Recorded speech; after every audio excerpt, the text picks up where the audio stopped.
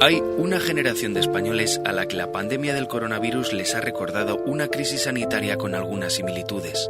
Empezó hace hoy 40 años. El 1 de mayo de 1981 moría en una ambulancia camino de un hospital madrileño el niño Jaime Vaquero, de 8 años. Fue la primera de las más de 2.500 víctimas mortales y unos 20.000 afectados que acabaría provocando el consumo de aceite de colza adulterado con sustancias industriales y desviado para consumo humano.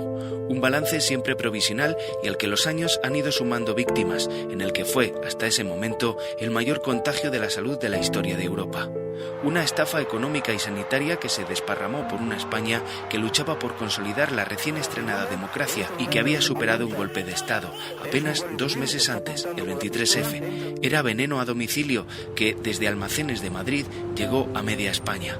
La venta ambulante del aceite por barrios y pueblos humildes llevó el contagio a más de 20 provincias. Desde Madrid, Valladolid fue la segunda más afectada, pero León, Salamanca, Ávila, Palencia o Burgos también sumaron cientos de víctimas. En la calle era un señor que vendía aceite con una furgoneta en Pajarillos. Y venía, pero un señor que llevaba toda la vida vendiendo aceite a granel por la calle con una furgoneta, que antes lo vendían así, ya sabes. Sí. Ya soy muy vieja yo. Y lo compró, o sea, nunca se lo había comprado, la mala suerte que esa vez que yo opino, porque le culparon mucho a él, pero yo opino que a él se lo metieron igual que... Lo compró. De una garrafa de 5 litros, utilizó medio litro y casi nos cuesta la vida. Nosotros llevábamos años y años gastando ese aceite que venía vendiéndolo un señor que incluso ya nos conocía, que te llamaba a la puerta, oye, que vengo, necesitáis aceite, y mi madre cogía ese aceite y no había pasado nunca nada. Y de hecho, la que se coge en Nava del Rey. Nosotros vivimos en la carretera y mi abuela pues compró, paraba en la carretera, pues no paran los viajantes, entonces, en la general. Pues entonces mi abuela pues compró una garrafa de aceite, pues, allí por el pueblo, pues paraban allí delante, toda la gente lo cogía y mi abuela cogió una garrafa y nos la dio a nosotros. Y de esos 5 litros se gastarían 2 litros, no se gastaron más. Ahí, los demás quedaron. Desde la muerte del niño Jaime, la multiplicación de casos y la enorme variedad de síntomas desorientó a las autoridades que hablaban de una neumonía atípica. 3 semanas después, el 21 de mayo, el ministro de Sanidad, Jesús Sancho Rof, dejó para la historia una muestra de la desorientación oficial. Es un bichito que si se cae de esta mesa, se mata, dijo, pero lo que seguían muriendo y enfermando eran cientos de personas. El doctor Manuel Posada iniciaba en ese momento su carrera como internista en Madrid. Sería después el responsable de la unidad de vigilancia de pacientes del síndrome tóxico. Ha sido una carrera profesional ligada al estudio del que después se llamaría síndrome del aceite tóxico. Nunca lo habíamos visto. La evolución de una enfermedad como esta nunca se había visto. Yo creo que nunca se ha visto con esta evolución, esta agresividad y las características que tenía. De repente estábamos en una afectación pulmonar, que se veía eosinofilia, ¿no? Y de repente la gente empezaba a tener dolor musculares, empezaba a tener calambres. De repente un grupo de ellos tenía unas trombosis brutales, pero no trombosis en vasos pequeños, en vasos grandes, en la aorta. Una trombosis en la aorta no habíamos visto nunca, una trombosis así, tan gorda, en una arteria tan gorda. O sea, veíamos cosas que no se habían visto. De repente se ponían a perder peso y perdían 40 kilos de repente. Hicieron falta 40 días para descartar otras hipótesis, como los pesticidas o algún virus, para centrar el problema en la venta del aceite adulterado. Eran garrafas de 5 litros, sin etiquetas ni registro sanitario, un poco más barato que el aceite de oliva habitual. Los aceiteros industriales importaban aceite de colza desde Francia para uso industrial, que después se desnaturalizaba con sustancias tóxicas, las anilinas, para proteger el olivo español. Con ayuda de almacenistas y distribuidores intentaron eliminar esas anilinas con todo tipo de sustancias químicas y lo desviaron para consumo humano. Lo bocetaban las furgonetas de reparto por los barrios como aceite de oliva. En Valladolid se retiró una primera partida de 8.760 litros en un almacén de la calle Abutarda, barrio de Pajarillos, a finales de julio, ya que se habían requisado 120.000 litros. La cifra final superó los 200.000. 4 décadas después, el tiempo no ha mitigado el sentimiento de maltrato histórico que se respira entre el colectivo de afectados, porque las secuelas siguen. son de por vida. 40 años después, la generación que luchó para defender a las víctimas, la mayoría ya fallecidos, ha dado paso a sus hijos y sobre todo hijas. De los 25.000 afectados aún viven unos 14.000 y su lucha es sobre todo en femenino. Para mí es muy duro escuchar a Mercedes, ¿no? Porque últimamente siento mucha rabia y mucho dolor porque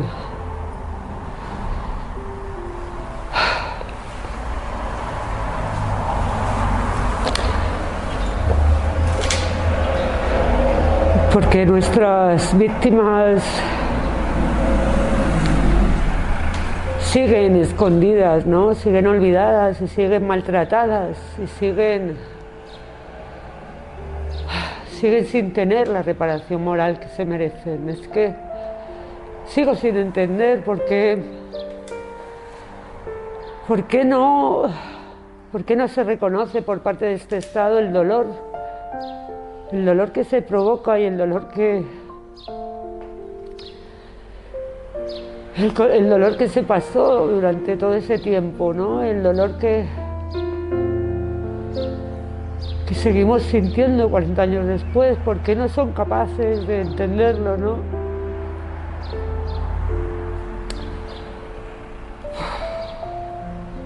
Entonces, la mayoría de los supervivientes de hoy apenas eran unos niños y vivieron la angustia de sus vidas infantiles truncadas y el miedo de sus familias rotas. Y a los pocos días ya también empecé yo a notar un dolor muy grande en la columna, en la zona lumbar. Y bueno, pues cada vez iba empeorando más, me llevaban al hospital, me daban el alta, a los pocos días me tenían que volver a llevar, hasta que ya empecé a tener más afectación, a vomitar, a tener temblores en las manos, se me hinchó, estaba inflamado todo el cuerpo, hinchado, no me podían tocar porque sentía muchísimo dolor. Y ya me dejaron ingresado. Bueno, yo cuando empezó el tema de la enfermedad tenía 11 años. Éramos 7 en casa, de familia, y de los 7, 6 estuvimos afectados. Y bueno, pues las peor paradas fueron mi hermana Conchi, que falleció el 19 de junio del año 81. Y posteriormente mi madre estuvo muchísimas temporadas ingresada en el hospital. Y finalmente terminó con un grado de gran invalidez y bueno, a día de hoy todavía lo recordamos, precisamente por eso. Estuve 7 días también y luego no tuve que volver. Yo no tengo ni un recuerdo más. No sé el resto. Mi cerebro está bloqueado para mí era mucho sufrimiento, era mucho miedo y bloqueé. Es algo con lo que estamos trabajando, intentando sacarlo ahora para poder hacer una vida más normal. Es que todos los días se morían 3-4 personas, no tanto como ahora, porque concretamente fue en una parte de España, pero todos los días morían 3 o 4 personas. Yo los primeros 15 días estuve a mis padres, que bajaba el médico a la planta tercera todos los días a darles un poco el parte de los enfermos que llevaban, y a mí durante 8 o 10 días a mi padre le decían que igual no salía de esa noche. Y era una angustia también como ahora. Una vez identificado el origen, el esfuerzo del gobierno se centró en atender a las víctimas, que no dejaban de multiplicarse y extenderse, en especial por las 2 Castillas. La incipiente sanidad pública española de 1981 trató de hacer frente a las necesidades de este colectivo. Había que enfrentarse a un mal desconocido y de evolución imprevisible, y con unas capacidades sanitarias todavía por desarrollar. La doctora María Antonia Nogales, responsable de la Unidad Funcional del Síndrome Tóxico de Madrid, es considerada como una heroína por cientos de pacientes. Todavía hoy unos 500 siguen visitándola cada año en el Hospital 12 de Octubre. Era una lacra. Niños que sacaban de los colegios, gente que tal, desestructurados, familias enteras, separadas. Había hombres que pensaban que tú me has envenenado y se iban. Deterioro físico, con lo cual las dejaban colgadas. Brutal. Y todo eso nada comprendido por la sociedad. Entonces, es una cosa crónica que es muy, muy difícil solo hay que tener pues algo de empatía y de escuchar. Su compañera, la responsable de enfermedades minoritarias en el mismo hospital, Montserrat Morales, cree que la evolución de la sanidad española tiene muchas deudas pendientes con estos enfermos. Sobre todo que el resto de las enfermedades raras se lo deben, porque es curioso que realmente todo lo que es el CIBERER, todo lo que es ha sido por esto. El Instituto de Investigación de Enfermedades Raras empezó por el síndrome tóxico. Y luego se fue eliminando la estructura y luego fueron desapareciendo los pobres pero el inicio fue eso, porque no había ningún tipo de institución que recogiera este tipo de pacientes, ningún tipo de normativa. Luego, es verdad que Europa andaba más o menos al mismo pez y aparecieron los dos sitios Fue cuando se montó lo de Burgos, ¿no? Y el doctor Manuel Posada corrobora el reto que supuso para el sistema sanitario el desafío de la colza adulterada. El síndrome tóxico ha representado para este país muchas más cosas, no solamente ha representado la descripción de una enfermedad que ha sido única en España, sino ha representado el cambio en la estructura del sistema sanitario y el cómo se debe hacer ese cambio. Un reto que dejó lagunas y muchos fracasos y decepciones que se tradujeron en la sensación de abandono y falta de atención y oportunidades en la vida de muchos de los enfermos. La asistencia sanitaria, que cada vez era peor.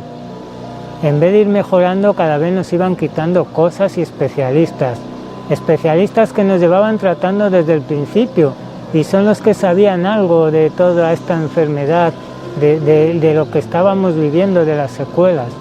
Son los que nos podían ayudar algo. A curarnos no, ya lo sabíamos. Si no nos curaron en los primeros meses, pues ya con las secuelas que nos dejó sabíamos que no nos íbamos a curar. La dureza de estos años, de estos 9 últimos años, de aquí, en Valladolid, encontrarme médicos que me digan que de qué me quejo, si me dan cremas y medicamentos gratis, yo no les quiero. Y sí que es cierto, estamos como pues muy olvidados. Parece que esto existió, se olvidó, la gente se lo mientas y los jóvenes no saben lo que es y los que lo saben es porque tienen algún familiar.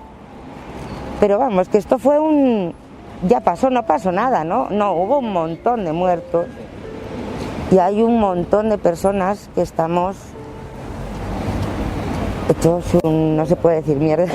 No ha habido un seguimiento por parte de los enfermos. Los enfermos ahora mismo estamos totalmente olvidados. Estamos totalmente olvidados. Sí que te tratan en la seguridad social, evidentemente, y casos pues muy graves, como el caso de mi madre, evidentemente no la pueden dejar abandonada, pero el resto de la gente no hemos vuelto a pasar una revisión por estas cosas. Un desamparo acrecentado por los visibles efectos que las múltiples patologías dejaron en sus organismos. El aceite provocó incurables efectos que se prolongan por vida y con una evolución siempre imprevisible. Yo es que tengo la imagen de ser un mamasijo de carne y huesos, o sea, no tenía más. Y además retorcida, porque no se podía poner derecha, no podía estirar las piernas. Bueno, las manos todavía las sigue teniendo en garra. Luego tenía una vida normal. He trabajado en lo que me gustaba, geriatría, trabajo duro, por eso por lo visto he empeorado antes y hace como 9 o 10 años, de la noche a la mañana, mi vida se paró y acabé averiguando que es porque aún tenemos el tóxico en el organismo y se ha activado otra vez. Esta enfermedad tiene distintas fases, es degenerativa. Y bueno, cada vez a mejor no va a ir nadie. Es que no conozco a nadie. A nivel muscular, muchísimas. Yo cuando ingresé pesaba 84 kilos. En 3 semanas me parece que estuve, 3 semanas y media, 4, a 4 igual no llegaron a un mes. Allí salí pesando de 84 kilos a 56. Salí con 2 números menos de pie y 8 centímetros menos de estatura. Tienen la sensación de que se les hizo un daño que les ha cambiado la vida, porque tenían 8 o 9 años cuando les ocurrió esto y les ha cambiado la vida completamente porque han visto marcadas toda su vida por esta situación. Y la verdad que dentro de la unidad yo creo que el que, aparte de nosotras, el que ha tenido un papel más importante ha sido siempre el psiquiatra, porque siempre han tenido esa sensación primero de querer y no llegar, porque físicamente no pueden, de enfado con la sociedad porque no han sido bien tratados. Porque han sido y siguen siendo 40 años de lucha en diferentes frentes. Por un lado, en busca de una atención médica que les diera la mejor calidad de vida posible, algo muy complejo por la difícil catalogación de todos estos males, hoy incluidos en el grupo de enfermedades raras. Los compromisos del Plan Nacional del Síndrome Tóxico, que comprometía al Estado a una atención médica y sanitaria para el resto de sus vidas, no han cumplido las necesidades de muchos de los afectados. Cuando se deshizo todo ese entramado de las unidades de seguimiento y se pasó todo a los centros de atención primaria, montamos una unidad específica en lo que era el Hospital Carlos III, que entonces estaba gestionado por la Comunidad de Madrid, pero de alguna manera estaba dentro del recinto del Instituto de Salud Católica. Y ahí montamos una unidad diciendo qué es lo que debería existir, cómo debería ser ese centro de referencia para los pacientes del síndrome tóxico, que venían pacientes de Castilla y León también. Y a mí ahora, hoy en día, lo que me gustaría es no tener que ir a Madrid 2 veces al año, tener una atención médica aquí y una calidad de vida con el mínimo dolor, porque es 24 horas al día, todos los días del año, desde los pelos de la cabeza hasta las uñas de los pies. Mira, ahora me cambio mi médica de cabecera el tratamiento porque parece que no me cubría todo las 24 horas y lo he tenido que volver a cambiar. Mi día a día ahora es 23 pastillas diarias, el hígado que se está destrozando, pero si no, no puedo vivir, y el esforzarme por moverme. Y el no saber cuándo ni cómo. Pero a nosotros nos hicieron mucho daño cuando quitaron las unidades de seguimiento. Mucho daño por eso, porque es que no tienes. Es como si es una enfermedad, tienes una enfermedad que nadie sabe tratar. No se estudia en las universidades ni nada. Y yo creo que fue algo tan grave que por lo menos en historia o algo se tenía que saber para que no se repita. En un congreso organizado en 2018 para analizar la realidad del síndrome, las doctoras Morales y Nogales actualizaron las cifras. Hablaron de más de 25.000 personas afectadas en apenas mes y medio, de las que 10.000 fueron ingresadas. El 60% de los pacientes pasaron a una fase crónica a partir de los 6 meses del contagio. De los 14.000 que se considera que aún sobreviven, el 45% tiene una calidad de vida baja y otro 10% muy mala. Estas doctoras llevan años luchando para que se conozca mejor la enfermedad y que se estudie en las facultades de medicina, ya que las nuevas generaciones de médicos lo desconocen casi todo sobre ella. Que hay muchos médicos que ya ni siquiera la conocen. No que desconozcan, sino que piensan que eso se curó, ¿vale? O sea, muchos cuando van, no, esto ya se ha curado o esto ya te han indemnizado. O sea, no saben esta patología, esto se trató como en un gueto, ¿vale? Entonces, no es como el COVID ahora, no. O sea, esto se trató en un gueto por lo que fuera, mal llevado por la sociedad, mal llevado por la clase médica, que lo hemos llevado solo unos pocos y entonces todavía van, pero bueno, no te pasa nada, esto se curó, esto se pasó, eso el que lo ha conocido, y el que no lo conoce no tiene ni idea de lo que es. Entonces, eso es todavía más dramático, o sea, porque es que se enfrentan con una patología que tienen que nadie, nada más que nosotras, y lo que lo conoce se la sabe decir, pues sí, efectivamente esto es así, no te preocupes, empatizan muy poco con ellas. Y ellas tienen también ese cuadro de lucha contra todo esto que no han podido, que les ha marcado la vida. Es que es otro de los problemas que estamos empezando a encontrar ahora, que los médicos que están saliendo ahora ya de la carrera de medicina no han estudiado nunca esta enfermedad, porque en la carrera no se estudia. Yo solamente pido respeto. Me da igual ir por la seguridad social, pero que me respeten. Solo. Yo no tengo por qué aguantarme que me digan que no me quieren por paciente del síndrome tóxico, no tengo por qué aguantarme decirme que no me compran, que no me lo compran, no tengo por qué aguantarme decirme no me creo el síndrome tóxico, no tengo por qué aguantarlo de profesionales. Porque probablemente lo que les puedes mejorar en calidad de atención es que haya personas que conozcan la patología dentro de otras comunidades autónomas y que, claro, es que a mí que venga una persona que se encuentra cansada todo el día y con mal dolor desde las 6 de la mañana para venirnos a ver, para que estar aquí media hora, que le hagan, pues es un problema para ellos. Claro. Y luego que conozcan la enfermedad para poderles hacer buenos informes médicos para la hora de las incapacidades y las discapacidades. Y además de por las consultas médicas, todas las asociaciones de familias lucharon en paralelo y sin descanso para que se juzgara a los culpables y lograr la reparación por parte del Estado. Tardó 6 años en celebrarse el primer juicio. El 30 de mayo de 1987 arrancó en la Casa de Campo de Madrid el llamado Juicio del Siglo, en el que se juzgó a 38 empresarios implicados en la estafa. Nunca se había celebrado una vista de estas dimensiones en España. Se convocó a 2.500 testigos. Había un $250.000 de folios de sumario y una petición fiscal de 100.000 años de cárcel para los acusados. 2 años después, el 20 de mayo de 1989, se dio a conocer una sentencia que escandalizó no solo a los afectados. 25 de los imputados fueron absueltos. De los 13 condenados, solo 2 ingresaron en prisión. Las penas fueron incluso más bajas de lo que pedía el fiscal. En el pabellón habilitado en la Casa de Campo hubo desmayos, protestas e intento de apedrear los autobuses que conducían a los juzgados. Llegaron los juicios, la vergüenza de los juicios contra los aceiteros. O sea, 2 años de juicio, 1 año de juicio más otro año de sentencia. Y que la sentencia, después de que el fiscal estaba pidiendo 100.000 años de penas para esos acusados, que solamente de los 30 y tantos acusados entrasen 2 en la cárcel, aquello a los afectados nos pareció vergonzoso después de lo que habían hecho. Habían sido unos asesinos. Y lo habían hecho con conciencia y desde luego, y se declaran insolventes, cuando habían ganado muchísimo dinero a costa de la gente que habíamos sido incautos, por así decirlo. En 1992, el Tribunal Supremo amplió las condenas, pero no afectó el hecho de que tan solo 2 acusados fueron encarcelados y además todos ellos se declararon insolventes para hacer frente a los 100.000 millones de pesetas, 600 millones de euros, que se les reclamaban. Durante la investigación, los peritos calcularon que gracias a la estafa, la red fraudulenta había previsto ingresar unos 75.000 millones de pesetas, 450 millones de euros. La vertiente judicial tuvo una segunda parte, con la denuncia que impulsaron las asociaciones de víctimas por la responsabilidad de la Administración en el control de la venta ambulante y fraudulenta.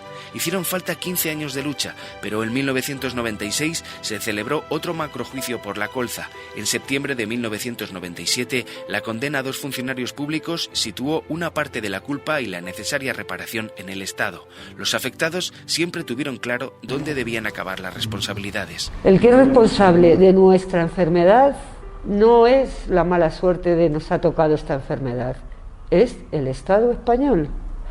Y quien tiene que responsabilizarse de esos tratamientos, como lo hizo al principio de la enfermedad, es el Estado español. Y quien los estuvo pagando al principio, porque era secuela de la enfermedad, era el Estado español. Las indemnizaciones no curaron la enfermedad. Y luego el juicio contra la Administración. O sea que ahí sí se depuran responsabilidades, se declara responsable civil subsidiario a la Administración y empiezan a pagar indemnizaciones. Indemnizaciones que lo primero que hacen es descontarte todo lo que te habían dado hasta ese momento. ¿Qué pasa? Que somos los perros que teníamos la peste. Sin embargo, quienes padecieron todo aquello denuncian que sufrieron una segunda victimización. El cobro de indemnizaciones intentó ir acompañado de un carpetazo oficial a sus dramas, individuales y colectivos. Las ayudas hicieron que las instituciones y una parte de la sociedad cerrara página y consideraran el asunto zanjado. El aceite, el veneno hizo eso, y entonces no lo pagaron, pero luego nos descontaron todo. Nos aprobaron unas pensiones de incapacidad que también las descontaron. Todo, tuvimos que devolver todo. Hubo gente que tuvo que pedir dinero. De ser víctimas pasaron a ser estigmatizados por seguir reclamando garantías de una vida con las prestaciones básicas. Tras el final de los 2 capítulos judiciales, la segunda lucha del colectivo entró en una nueva dimensión. La verdadera condena era la suya, que sufrirían secuelas toda su vida. Que nuestro organismo fue envenenado en su totalidad. Nuestras secuelas tuvieron un grado de afectación y de severidad diferente en cada uno de nosotros. Necesitamos unas ayudas sociales que dependan de esta afectación y de las necesidades de tratamientos que no son contemplados por el sistema público, como es la fisioterapia tan necesaria para nuestro día a día y para que la dependencia llegue lo más tarde posible. La verdad que yo creo que es algo de lo que debemos aprender, ¿no? Como país. Yo creo que sí, que además realmente es la ruindez humana ha llevado a la enésima potencia, ¿no? Yo lo veo ahora desde, o sea, lo te pones en su lugar y madre mía, que intoxiques a tus hijos, a toda tu familia. Te quedas asustada. Me llama que luego las intentaran esconder porque como se dieron cuenta que lo hicieron mal, pues lo escondo, lo tapo, te callo. Uy, te doy dinero, te doy esto, te cubro las recetas, sin verdaderamente valorar lo que se había hecho y lo que había proporcionado esto. O sea, que es que han sido secuelas grandes. O sea, que les ha limitado mucho su vida. En 2021, las vidas de muchas de estas personas todavía están dominadas por la angustia y el miedo al mañana. Que yo tengo mucho miedo, me da terror, me da pánico el pensar que yo si con 50 años tengo estas limitaciones, con 60, ¿cuántas limitaciones puedo tener? ¿Quién se va a hacer cargo de mí? ¿Quién? ¿Sabes? Porque yo, claro, hasta ahora he podido luchar, más o menos, pero yo he luchado. Pero, ¿y después? Afectación vascular, neurológica, muscular, fue gravísima. Tengo diagnosticada una paraplegia por la debilidad muscular y por la afectación en la médula. Miopatía difusa, que también es que no tienes coordinación en los músculos, en los movimientos. Es una acumulación de más de 100 patologías. La sede de la plataforma Seguimos Viviendo, en el barrio madrileño de Vallecas, la preside una frase: la felicidad es una forma de resistir. Así que, ahora que se cumple el 40 aniversario, sus promotoras tratan de bombear oxígeno a las asociaciones, derrotadas por el paso de los años y la muerte de sus primeros impulsores. Muy cerca de allí, en el Paseo Federico García Lorca del barrio madrileño de Vallecas, puede verse el único reconocimiento público que han recibido en todo este tiempo, una discreta placa de mármol que se inauguró en el mandato de la alcaldesa Manuela Carmena en Madrid en 2017. Muy poco para las cuentas pendientes que la sociedad española tiene aún con las víctimas de la colza, y la más demandada, algún reconocimiento público por todo lo que sufrieron. Aquí no ha habido homenajes de ningún tipo. No, ¿verdad? Visto la placa que está en Madrid. Efectivamente. Sí que está ya así un poco. Aquí no ha habido homenaje, ni pérdida, ni pedir perdón por parte de nadie, ni unas palabras de aliento de algún gobierno o de la Casa Real o de, no sé, por decirte a alguien. Aquí no ha habido ni siquiera palmaditas en la chepa. No estoy contento de haber cogido la enfermedad, pero sí estoy contento de que todavía la gente sepa que en un momento la administración no funcionó bien, que tengan cuidado porque se puede repetir y que esto pasó en el año 81 y que no quiero que vuelva a pasar nunca más. Y ninguna ministra nos ha concedido ni un solo minuto para ofrecernos su apoyo y que nos cree. A nosotros nadie nos cree. Lástima. Tal vez porque no nos conoce. No nos conocen, insisto, ni los de antes ni los de ahora. Las víctimas de la colza encuentran paralelismos con la actual pandemia de la COVID. Por eso sufren por duplicado estos días. Muchos no tienen fuerzas ni para echar la vista atrás y analizar estas 4 décadas de lucha. Al igual que habrá un momento antes y un momento después del coronavirus en la sociedad española, hubo un antes y un después de la colza. Desde luego. Pero creo que empezaron a cambiar un poquito las cosas. También veníamos de otro régimen. Nos pilló con una democracia muy incipiente, un gobierno muy inestable y todo lo que tú quieras. Pero yo creo que ahí fue cuando se empezó a tener en cuenta un poco que la sanidad pública era muy importante. Se empezaron a hacer las etiquetas de los alimentos, se empezó a controlar lo del tema de la venta ambulante, cosas que antes ni por asomo se habían pensado en este país. Por todo ello, le piden a la sociedad española que no olviden su historia, para no repetirla. En estos momentos del 40 aniversario pues se está recordando muchas cosas de este COVID que ha vuelto a recordarnos cómo fueron nuestros inicios, cómo en cada uno de las crisis sanitarias se aprende poco en este país, porque es que nos parece que aprendemos poco de los errores. Durante años, la palabra colza era sinónimo de veneno. En estos días de aniversario, la floración de los cultivos de colza tiñe de amarillo los campos castellanos antes de su recolección en julio. La oleaginosa más cultivada de la Unión Europea apenas tenía tradición en Castilla, pero esta planta, maldita durante años, ha recuperado terreno e interés para los agricultores. Esponja mucho la tierra porque tiene las raíces muy grandes y entonces, pues oyes, luego a la hora de sembrar un cereal está más mollida la tierra y se nota que luego deja buena cama para el año siguiente. Una buena y justa protección para sus vidas es lo que sigue esperando la segunda generación de las víctimas del síndrome tóxico, para pasar página definitivamente de aquel drama de veneno a domicilio.